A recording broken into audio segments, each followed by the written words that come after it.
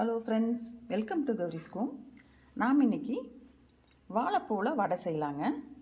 எப்படி செய்கிறது அப்படிங்கிறத பார்ப்போம். அதுக்கு முதல்ல வாழைப்பூவை க்ளீன் பண்ணிக்கணும் இல்லையா? அது எப்படி க்ளீன் பண்ணுறது அப்படிங்கிறத முதல்ல பார்த்துடலாம். இப்போ இந்த வாழைப்பூவை தனியாக தொளிச்சு எடுத்துட்டு இதில் பாருங்கள், இப்படி எடுத்தீங்கன்னா இந்த கருப்பு கலரில் இந்த மாதிரி ஒரு நரம்பு இருக்கும். அந்த நரம்பை எடுத்துக்கலாம். நரம்பை எடுத்துடணும் தனியாக. அப்புறம் இந்த இருக்குது பார்த்தீங்களா, இந்த இத்தினோண்டு இந்த நைலான் இது மாதிரி இருக்கும் பாருங்கள். இந்த பாருங்கள், இதையும் எடுத்துடணும். இது எந்த இடத்துல இருக்கும்னா பாருங்கள், இந்த இடத்துல இருக்கு இல்லையா, இதை எடுத்துடணும். இந்த நரம்பு, இந்த நைலான் இதையும் எடுத்துடணும். இந்த நரம்பு மாதிரி இருக்கும், மேலே ஒரு கொண்டையாக இருக்கும், அந்த கொண்டையில் நரம்பு மாதிரி இருக்கும், அதையும் எடுத்துடணும். எடுத்துட்டு இந்த வருது இப்படி தொட்டைங்கனாலே அது மட்டும் தனியாக நம்ம கைக்கு தென்படும், அதை அப்படியே எடுத்துடலாம். சரிங்களா? இப்போ இப்படி சுத்தம் பண்ணிக்கலாம். சுத்தம் பண்ணிவிட்டு அப்புறமா வடை செய்கிறது அப்படிங்கிறத பார்ப்போம்.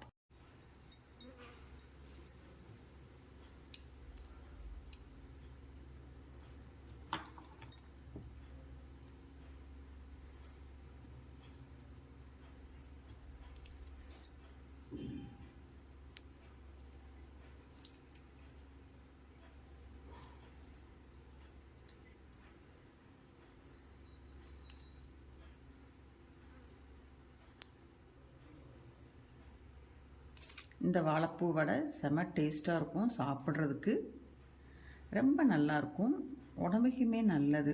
வாழைப்பூ வாழைப்பூலாம் பொரியல் பண்ணி சாப்பிட்டா உடம்புக்கு ரொம்ப நல்லது. கொஞ்சம் துவப்பமாக இருக்கும். சுகர் இருக்கிறவங்கெல்லாம் அடிக்கடி சாப்பிட்லாம். இப்போ நம்ம இன்றைக்கி வடை செய்கிறது அப்படிங்கிறத பார்ப்போம். இன்னொரு நாளைக்கு பொரியல் எப்படி பண்ணுறது, அதில் கூட்டு எப்படி வைக்கிறது அப்படிங்கிற வீடியோலாம் நான் போடுறேன். இந்த வீடியோவில் நீங்கள் பார்க்கணும் அப்படின்னு நினச்சிங்கன்னா என்னோடய சேனலை சப்ஸ்கிரைப் பண்ணி வச்சுட்டு பாருங்கள். சரிங்க?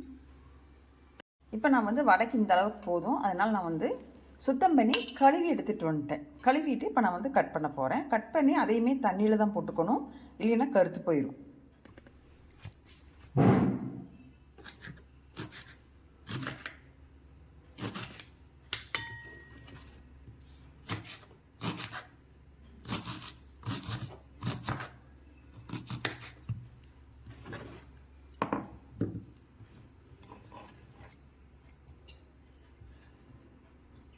இப்போ நான் கட் பண்ணி தண்ணியில் போட்டு வச்சுருக்கிறேன். நான் ஏற்கனவே ஒரு 5-6 மணி நேரம் ஊற வச்சுட்டேன். கடலப்பருப்பை ஊற வச்சு அது கூடயே வரமிளகாயும் ஊற போட்டிருந்தேன். ஊற போட்டோம்னா தான் அந்த மிக்சியில் அரைக்கும்போது அப்படியும் நல்லா பாருங்கள், கையிலே இந்த மாதிரி வருது இல்லையா, அந்த மாதிரி திருதிரியாக வந்துடும், அரைச்சிக்கலாம் ஈஸியாக.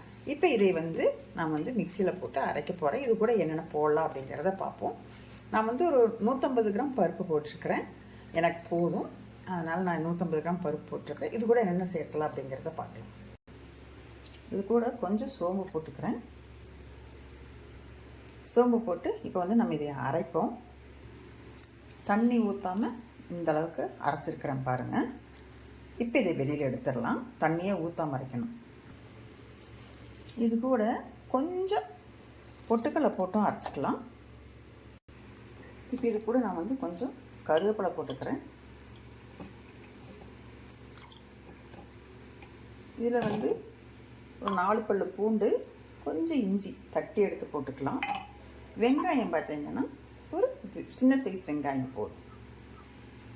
பூண்டு தட்டி வச்சு போட்டுக்கலாம். இஞ்சியும் தட்டிட்டேன், போட்டுக்கலாம். இப்போ வெங்காயமும் ஒரு வெங்காயத்தை பொடி பொடியாக கட் பண்ணியாச்சு, அதையும் போட்டுக்கலாம். கொஞ்சமாக உப்பு போட்டுக்கோங்க, அதிகமாகிடாமல். கொஞ்சம் பெருங்காயத்தூள் போட்டுக்கலாம், உண்டு கொஞ்சமாக. அடுத்தது இப்போ நம்ம கட் பண்ணி வச்சுருக்கிற வாழைப்பூவை போட்டுக்கலாம் கூட. வாழைப்பூவெல்லாம் நல்லா இப்போ பிழிஞ்சிட்டு போட்டுக்கோங்க, தண்ணி இல்லாமல். அப்போ தான் வடை நல்லா கரெக்டாக வரும். இப்போ எதுக்கு இவ்வளோ பெரிய பாத்திரத்தில் போட்டுக்கணும், அப்போ தான் பிணையருக்கு கரெக்டாக இருக்கும், அதுக்காக தான்.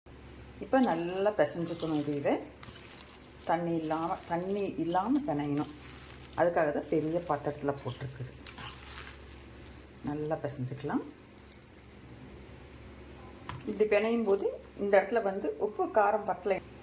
இப்படி பிணையும் போது நீங்கள் உப்பு காரமெல்லாம் பார்த்துக்கலாம். சரிங்களா? உப்பு பார்த்தாச்சு.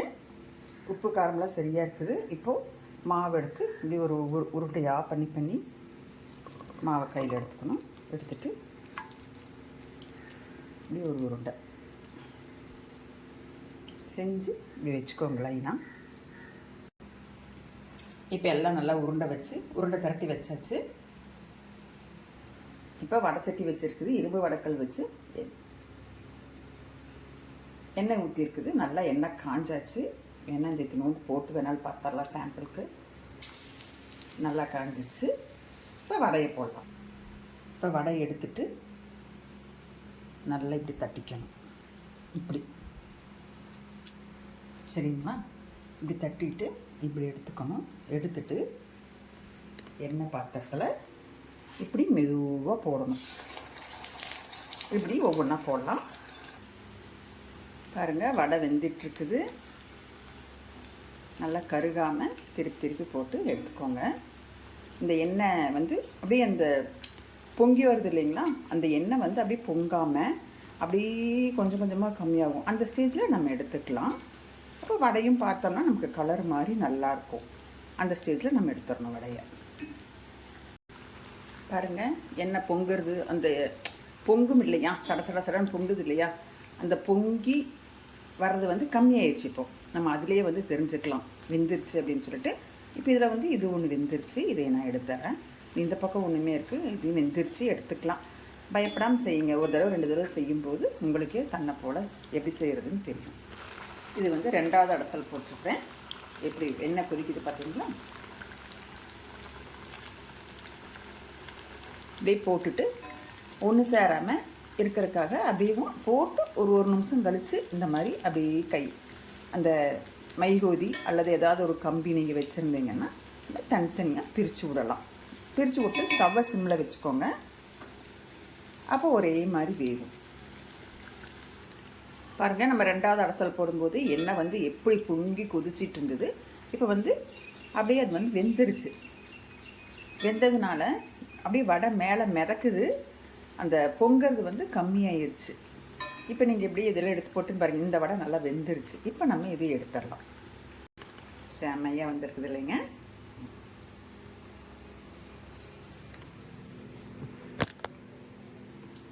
இன்றைக்கி நான் உங்களுக்கு வாழைப்பூ வடை எப்படி செய்கிறது அப்படிங்கிறத செஞ்சு காமிச்சிருக்கிறேன். நீங்களும் இந்த மாதிரி செஞ்சு பாருங்கள். நல்லா டேஸ்ட்டாக நல்லாயிருக்கும். முறுமுறுன்னு இருக்கும். குழந்தைங்க அந்த எடுத்து அடுக்கும்போதே சத்தம் பாருங்கள், ஒரு மாதிரி கேட்குதுங்களா. அப்படியே ஸ்கிரிப்சின்னு சொல்லுவீங்க இல்லையா, எனக்கு அது கரெக்டாக சொல்ல தெரியல, முறுமுறுன்னு சொல்லுவீங்க இல்லையா. செம சூப்பராக வந்திருக்குது. நீங்களும் உங்கள் குழந்தைங்களுக்கு செஞ்சு கொடுத்து எப்படி இருக்குன்னு சொல்லி எனக்கு கமெண்ட்லெஸ் பண்ணுங்கள். இந்த வீடியோ பிடிச்சிருந்ததுன்னா எனக்கு ஒரு லைக் பண்ணுங்கள், ஷேர் பண்ணுங்கள். இந்த மாதிரி சமையல் வீடியோஸ்லாம் நான் போட்டுட்ருக்குறேன். அப்படி மறக்காமல் என்னோடய சேனலை கௌரிஸ்கோம் சேனலை சப்ஸ்கிரைப் பண்ணிவிட்டு பாருங்கள்.